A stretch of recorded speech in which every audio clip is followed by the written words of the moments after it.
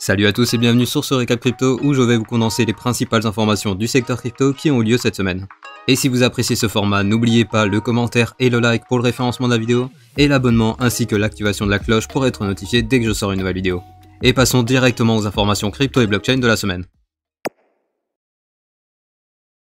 On débute les actualités du lundi avec la Moon.dAO qui va envoyer dans l'espace le youtubeur Kobe Cotton et une autre personne d'ici la fin de l'année qui sera prochainement tirée au sort. Ensuite, on a la plateforme Huobi qui déclare qu'en cas de hard fork d'Ethereum suite à The Merge, elle supporterait les actifs des deux blockchains à condition que les acteurs à l'origine du fork se fassent connaître.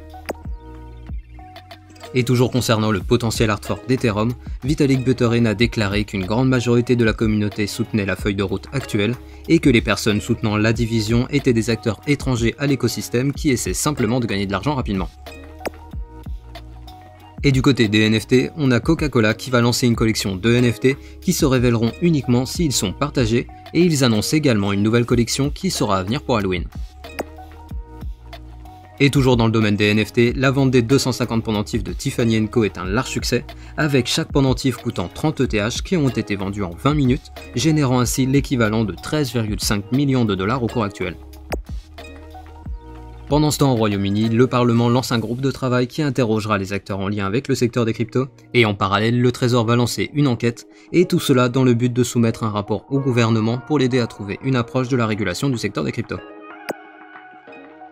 Et finalement, de l'autre côté de l'Atlantique, aux USA, le département du Trésor américain va interdire l'utilisation de l'outil Tornado Cash, interdisant ainsi à toute personne ou entité américaine d'utiliser ce protocole.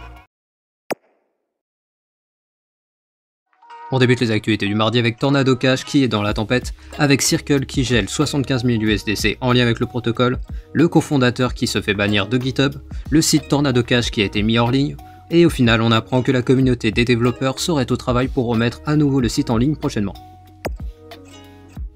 Pendant ce temps, on a la banque Citigroup qui va embaucher 2 gestionnaires de risque sur les actifs numériques dans le cadre d'une campagne d'embauche de 100 postes en lien avec le Web3.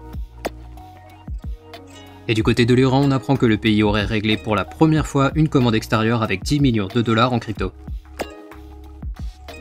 Et finalement, je vous fais une mise à jour sur le potentiel fork d'Ethereum, avec tout d'abord Chainlink qui déclare qu'ils ne prendront pas en charge une version dissidente d'Ethereum. Ensuite, on a Circle qui annonce qu'ils soutiendront uniquement la version Proof of Stake. Et finalement, la coopérative Ethereum Classic prévient le mineur derrière le projet que le fork sera très difficile à réaliser et que les chances de succès de la version Proof of Work sont très faibles. On débute les actualités du mercredi avec Reddit qui s'associe à la plateforme FTX et la solution de deuxième couche d'Ethereum Arbitrum pour structurer son système de points communautaires sous forme de jetons qui servira de récompense et de moyen de gouvernance. En parlant des plateformes qui se développent, on a la plateforme NFT Magic Eden qui propose un partenariat à la DAO de Headcoin pour construire une plateforme NFT dédiée au Bored Ape avec plusieurs avantages pour les utilisateurs, la DAO et Yuga Labs. Ensuite, on a le club de football anglais Arsenal qui reçoit un deuxième investissement suite à la promotion de leur fan token qui aurait manqué de transparence sur l'aspect risqué de l'investissement sur ces tokens. Et finalement, le protocole DeFi Curve Finance a été victime d'une attaque qui a siphonné 570 000 $, dont 187 000 $ qui ont été gelés par la plateforme FixFloat. Et d'après les équipes, leur site est de nouveau sécurisé et ils invitent les personnes qui étaient sur le site durant l'attaque à révoquer l'adresse de l'attaquant.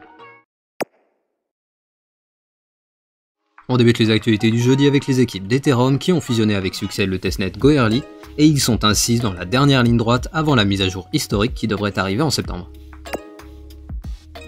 En parlant de fusion, on a le porte-parole de Ripple qui a évoqué que la société était intéressée par le rachat de Celsius et qu'il désirait en savoir un peu plus sur leurs avoirs.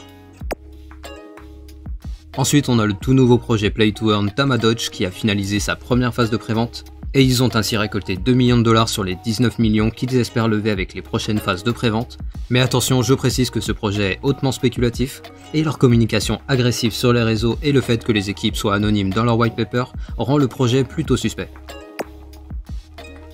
Et finalement, on a Mailchimp, un fournisseur de services de marketing digital, qui a suspendu les newsletters de la plateforme d'analyse Messari, du média Decrypt et bien d'autres acteurs du secteur crypto.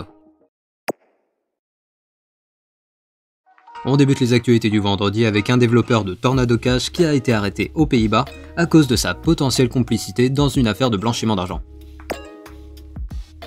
Et toujours en parlant de Tornado Cash, suite au gel des USDC en lien avec le mixeur, le fondateur de MakerDAO a annoncé qu'il fallait désormais réfléchir à une alternative au stablecoin dollar pour garantir leur stablecoin DAI, et il a ensuite émis l'idée de remplacer l'USDC par des Ethers, mais Vitalik Buterin a déclaré qu'il ne s'agissait pas d'une bonne idée étant donné la volatilité de cet actif. Parlons maintenant d'acteurs centralisés avec BlackRock qui a déclaré qu'ils allaient lancer un trust privé Bitcoin suite à la demande de ses clients institutionnels, et ils ont également annoncé qu'ils allaient participer à la décarbonisation de Bitcoin via des investissements stratégiques. Et en parlant d'adoption, on a Strike qui va lancer une carte de paiement Visa qui permettra de payer en Bitcoin via le Lightning Network, et elle prendra 1% des bénéfices pour développer le réseau. Ensuite, on a les équipes d'Ethereum qui ont annoncé que The Merge arrivera le 15 ou 16 septembre au lieu du 19 septembre. Et finalement, on a les acteurs responsables du fork d'Ethereum qui ont répondu à la coopérative Ethereum Classic en déclarant qu'ils étaient contre Ethereum Classic et qu'ils avaient déjà bien avancé sur les préparatifs du fork et que la division était désormais inévitable. On débute les actualités du samedi avec la DAO de Tornado Cash qui propose sous forme d'un vote communautaire de contre-attaquer juridiquement suite aux accusations de blanchiment d'argent. Pendant ce temps, on a Aave, Uniswap et Balancer qui sont en train de bloquer des wallets contenant des ETH ayant transité par Tornado Cash, avec par exemple Justin Sun, le fondateur de Tron, qui a vu son adresse bloquée par Aave suite au dépôt de 0,1 ETH qui sont passés par Tornado Cash. Du côté de Monero, la mise à jour tant attendue du réseau a eu lieu aujourd'hui, à savoir que le but de cette mise à jour était d'améliorer la confidentialité des transactions, la vitesse, la sécurité, la synchronisation des portefeuilles et réduire la volatilité des frais.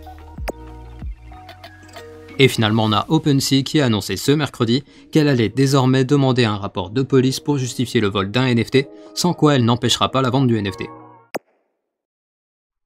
Et faisons maintenant un récap sur le marché crypto de la semaine, avec la map crypto qui est majoritairement dans le vert, avec un BTC qui nous fait un plus 6% et ETH qui nous fait un plus 17% sur la semaine.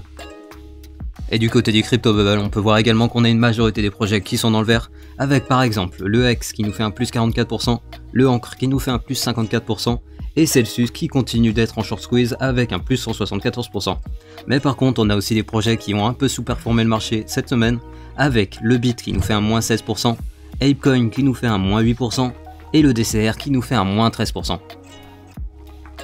Et du côté du Google Trend pour le terme crypto, on peut voir qu'on a un taux d'intérêt qui est à 25, ce qui est le niveau le plus bas depuis le début du bull run, mais il est intéressant de noter que malgré le fait que l'on soit en plein bear market, on a un intérêt du public qui est bien supérieur à celui durant le dernier bear market.